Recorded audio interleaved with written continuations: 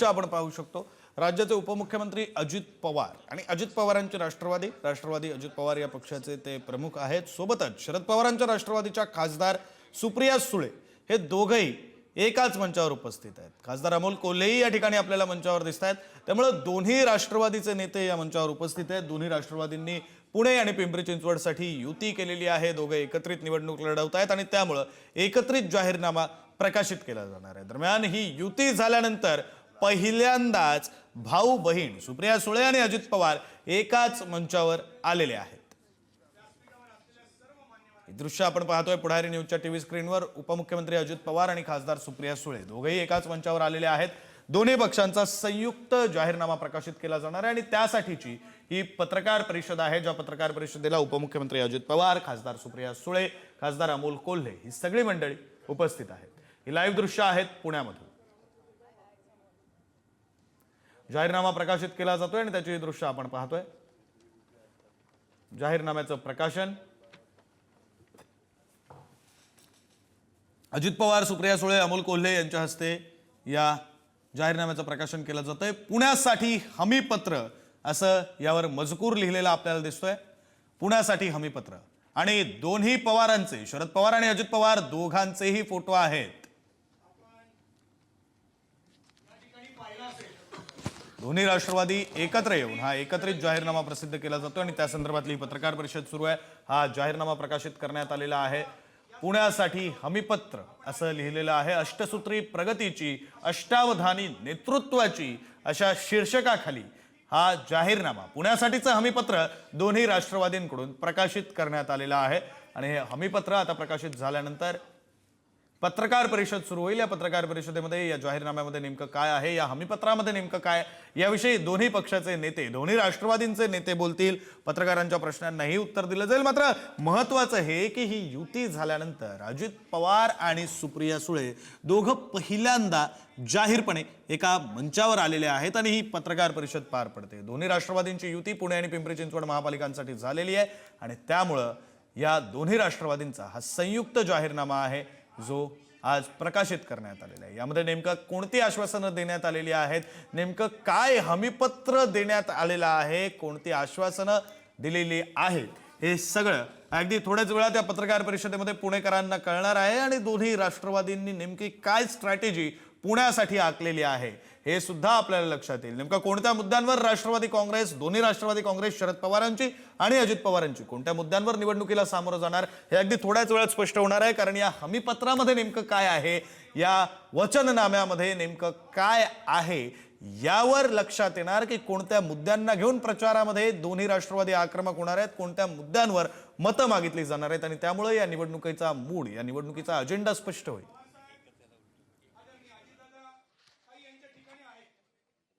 यासाठी आपण निश्चितच सहमत व्हाल। जाहीरनामा म्हणजे नेतृत्वाची, प्रगतीची अष्टसूत्री आहे असे आम्ही म्हटलेले आहे।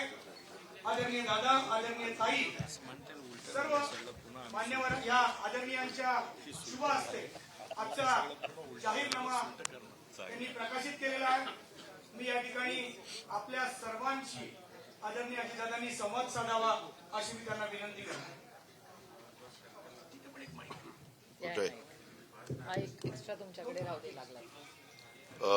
उपस्थित खासदार सुप्रिया सुळे, खासदार डॉक्टर अमोल कोल्हेजी, श्रीकांत पाटील, सुभाष जगताप, चेतन तुपे पाटील, दीपक भाऊ मानकर, विजयराव कोलते, भीम आर्मीचे प्रदेशाध्यक्ष सीतारामजी गंगावणे, विशाल मनाली, सर्व उपस्थित, विकासराव, राजलक्ष्मीताई, सर्व उपस्थित दोन्ही राष्ट्रवादी काँग्रेस पक्षाचे सन्माननीय पदाधिकारी, तसंच उपस्थित असणारे माझ्या पत्रकार बांधवांनो आणि तरुण मित्रांनो, आपल्याला सगळ्यांना माहिती आहे की 2 दिवसापूर्वी ह्याच ठिकाणी अलार्म वाजून एक अलार्म 5 काम अशा प्रकारची घोषणा आम्ही दोन्ही राष्ट्रवादी काँग्रेस पक्षाच्या वतीनं केलेली होती, पत्रकार परिषद केलेली होती आणि त्यावेळेस आम्ही 5 कामांना प्राधान्य अगदी टॉप प्रायोरिटीनं देणार आणि नंतर इतर पण प्रश्न आहेत, परंतु त्याच्यामध्ये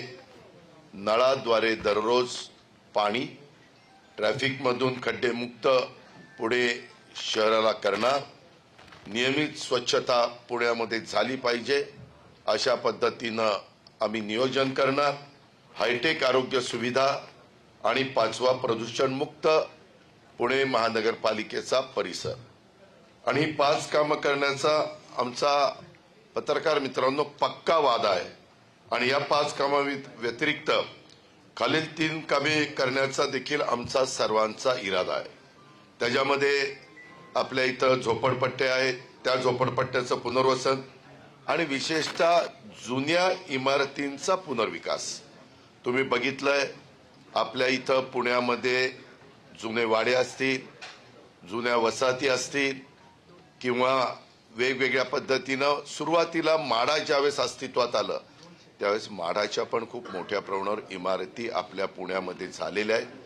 त्याचा आता पुनर्विकास करणं काळाची गरज बनलेली आहे आणि त्याच्यामुळे सरकारने पण UDCPR मध्ये वेगवेगळ्या प्रकारचे त्याच्यामध्ये TDR असेल, त्याचा FSI असेल, ह्याच्यामध्ये काही बदल केलेले आहेत आणि म्हणून फॅमिली वाढलेल्या आहेत.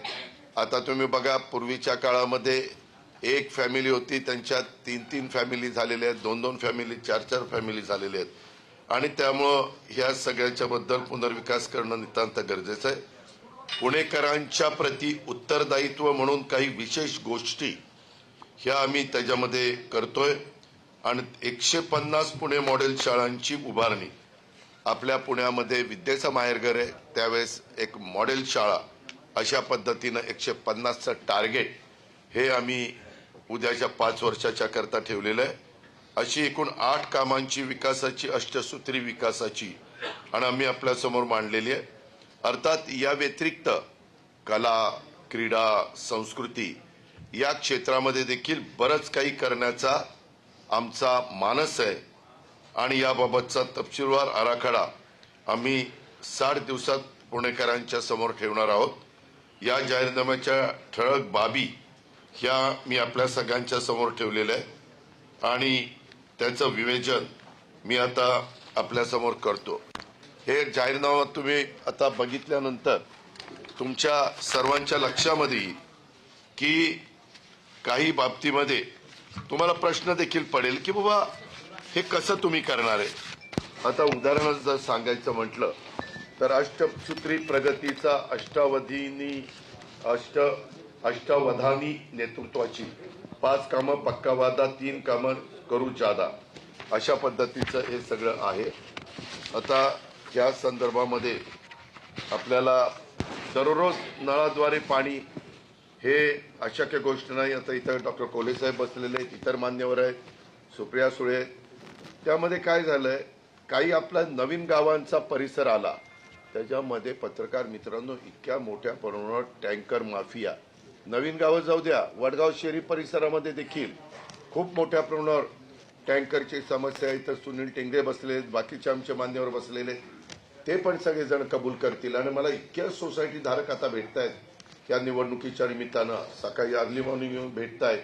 त्याच्यामध्ये वाघोली वेलफेअर सोसायटी असोसिएशन ते पण मला भेटले. अशा खूप ह्यांच्या समस्या आहेत आणि करोडो रुपयाचा यांचा पैसा त्याच्यामध्ये जातोय आणि त्याच्याकरता व्यवस्थितपणे वितरण व्यवस्था, व्यवस्थितपणे उंच टाक्या त्या तातडीनं बांधण्याची गरज आहे. खरं तर आता इतकी मोठी टेक्नॉलॉजी आलेली आहे आणि जर वॉर फुटिंगवर काम करायचं म्हटलं तर टाक्या आपण ताबडतोब बांधू शकतो आणि जागा उपलब्ध करून देऊ शकतो. परंतु तेही मागच्या काळामध्ये त्याला डिले झालेला आहे. 2015ला मी तुमच्या माहिती करता सांगतो, आम्ही 2818 कोटींची मंजुरी दिलेली होती. आमची मुदत संपत आले त्यावेळेस 82 पैकी फक्त 59 टाक्या अजून कार्यान्वित नाहीयेत आणि 200 किलोमीटर वितरण व्यवस्था काम बाकी आहे. 45,000 AMR अशा प्रकारे मीटर अजून बसवलेली नाहीयेत आणि त्याच्यामुळं कारण नसताना अनेक पुणेकरांना त्याची किंमत मोजावी लागते आणि म्हणून आम्ही ते दररोज पुणेकरांना प्यायला पाणी वरसगाव पायशेत खडकवासला टेंबर भामा आसखेड हे तर आपण आणलेलंच आहे. आपण त्याच्यामध्ये सुधारणा करू पाहतोय आणि बाकीचं मग आपण मुळशी डॅम असे टाटाची जी धरणं आहेत तिथनं पण आपण आणायचा प्रयत्न काम करणार आहोत. दुसरं म्हणजे आम्ही जे काही सांगितलेलं आहे की पुणे शहरातील 33 मिसिंग लिंक आणि 15 मुख्य रस्त्यांच्या दर्जात सुधारणा करून 150 किलोमीटरहून अधिक लांबीच्या या रस्त्यांमुळे पुणे शहरात कुठेही जाणे सोपे होईल. त्याच्यामध्ये टॉम ट्रॅफिक सर्व्हे या जगातल्या 501 शहरांचा अभ्यास करून या ट्रॅफिकमध्ये अत्यंत खराब अवस्था असणाऱ्या शहरांच्या मध्ये आपला पुण्याचा 4था नंबर लागतो आणि त्यात सुधारणा करण्यासाठी आपला डेव्हलपमेंट प्लॅन, आपला आरपी मधील सर्व रस्ते संपूर्ण रुंदीनं विकसित करणं गरजेचं आहे. तसेच बस, मेट्रो अशा पब्लिक ट्रान्सपोर्टला देखील सक्षम करणं गरजेचं आहे. हे मी आपल्याला मधी पण सांगितलेलं होतं. अनेक जाहीर भाषणामध्ये देखील मी माझी भूमिका मांडतोय आणि त्यामध्ये आमचा ही सगळी युती, आमचे दोन्ही पक्ष आणि आमचे भीम आर्मी आणि बाकीचे सगळे आमचे बरोबर आलेले सहकारी असे आम्ही एकत्र मिळून ते काम करणार आहे. मित्रांनो, तुम्हाला सगळ्यांना माहिती आहे, मी पहिल्यापासून स्वच्छतेचा अतिशय मला आवड आहे. मला कुठेही काही मी काम करत असलो तर कुठं कचरा पडला तर मी ताबडतोब तिथल्या संबंधितांना सांगतो की बाबा हे ताबडतोब उचला, किंवा मला तिथं उचलता आला तर मी पण उचलायला मला कमीपणा वाटत नाही. ते आपलं सगळ्यांचं काम आहे. सर्वे त्या पद्धतीनं आम्ही आर्किटेक्टचं पॅनल तयार करून गुंठेवारीसाठी कमाल फी पालिकेने निश्चित केली पाहिजे तसं आम्ही करणार आणि पुनर्वसन सन्मानानं होईल या पद्धतीचा आमचा काम असेल आणि ह्याच्यातून पुण्याचा बकालपणा कमी करणं आणि जे आता व्हर्टिकल आपण जातो, टॉवर उभे करतो, तशा प्रकारे आपल्याला ह्याच्यामध्ये जावं लागेल आणि ते करण्याचं आम्ही सगळ्यांनी आमच्या जाहीरनाम्यामध्ये ठरवलेलं आहे. दुसरं एक अतिशय महत्वाचा की तुम्हाला सगळ्यांना ह्या गोष्टीचा प्रश्न पडणार आहे, खूप ह्याच्याबद्दल चर्चा होणार आहे. कदाचित पुणेकर पण म्हणतील हे शक्य आहे का वगैरे वगैरे.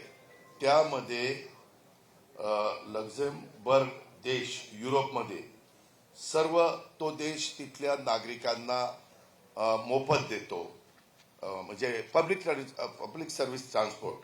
इस्टोनिया हे पूर्व युरोपमध्ये, US मध्ये डेट्रॉइट, मियामी, फ्रान्समध्ये, त्याच्यामध्ये टर्की, तसेच युरोपमधील अनेक लहान मोठ्या शहरांच्या मध्ये मेट्रो आणि ट्राम, तर काही ठिकाणी बस सर्वांच्यासाठी मोफत त्या ठिकाणी दिली जाते. तर आम्ही पण मोफत मेट्रो आणि मोफत बस हा देण्याचा निर्णय घेतो. तर तुम्ही पण अचंबित झाला असाल की हे कसं शक्य आहे. तर ते असं शक्य आहे की पुणे शहरामध्ये 30 लाख वाहन आहेत. त्यापैकी 15 लाख वाहनं रोज 1 तास, त्याच्यात तुम्ही पण आहात, आम्ही पण आहेत. आम्ही सध्या नाहीये मी, कारण मला पोलिसांचं संरक्षण असतं, परंतु माझ्या डाव्या उजव्या बाजूला पण अडकतात त्यामध्ये, म्हणजे ट्रॅफिकमध्ये. तर त्यामध्ये ही वाहतुकीच्या कोंडीत एवढी वाहनं 1 तास अडकतात. त्याच्यातनं जे नुकसान होतं, प्रत्येकाचं अर्धा लिटर पेट्रोल किंवा डिझेल धरलं ते जास्त जळतं. 50 रुपयेच आपण धरू अर्धा लिटरचे, 15 लाख वाहनं, 7.5 कोटी रुपये रोज असे पुणेकरांचे वाया जातात आणि ते मॅन आवर पण वाया जातात. 150 रुपये गुणिले 15 लाख असे 22.5 कोटी रुपये त्यांच्या मॅन आवरचे होतात. आम्ही 150 रुपये त्याच्यामध्ये धरतोय. एकूण 30 कोटी रुपये रोज पुणेकरांचे खराब रस्ते आणि ट्रॅफिक जॅममुळे नुकसान होतं, बुडतात. 30 कोटी रोजचे म्हणजे महिन्याला पुणेकरांचे 900 कोटी रुपये, 900 कोटी रुपये हे वाया त्याच्यामध्ये महिन्याला वाया जातात. वर्षाचे काढले तर पत्रकार मित्रांनो 10,800 कोटी रुपये. मग तुम्ही मला सांगा, जर 10,800 कोटी रुपये पुणेकरांचे वाया जात आहेत. आज पुणेकर 25-26चा अर्थसंकल्प होता तो 12,600 कोटीचा होता.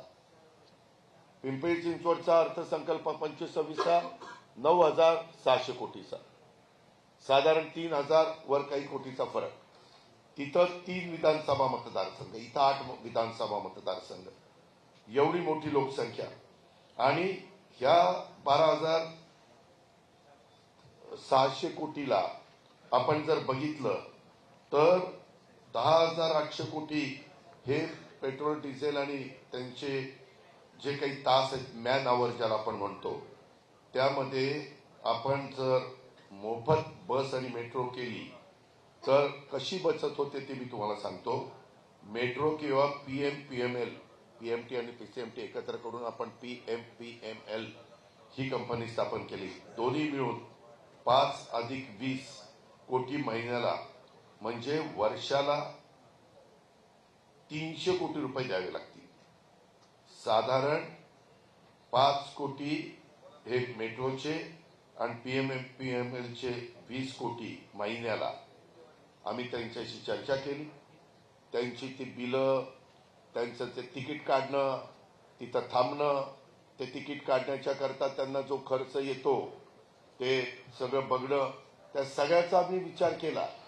मी इथल्या अधिकाऱ्यांची नावं घेत नाही, परंतु निवडणूक लागायच्या आधी त्या अधिकाऱ्यांची मी चर्चा केलेली आणि माझ्या डोक्यात जसं पाठीमागच्या काळामध्ये लाडली बहिणा आणि 3, 5, 7.5 हॉर्सपावर वीज पंपांना वीज माफी देण्याचा निर्णय महायुती सरकारने घेतला, तशा पद्धतीनं आपल्या पुण्यात पिंपरी चिंचवडमध्ये पीएमपीएमएल आणि मेट्रो हे फ्री केलं तर काय घडू शकतं. तर हे 5 कोटी आम्हाला मेट्रोला म्हणजे कॉर्पोरेशनला द्यावे लागतील आणि पुण्यामध्ये आणि पीएमपीएमएलला 20 कोटी रुपये महिन्याला द्यावे लागतील. सगळा हिशोब काढला तर 12 महिन्याचा 300 कोटी रुपये होतो. मगाशी मी तुम्हाला सांगितलं की जवळपास 10,800 कोटी अनेक पुणेकरांचे मिळून वाया जात आहे.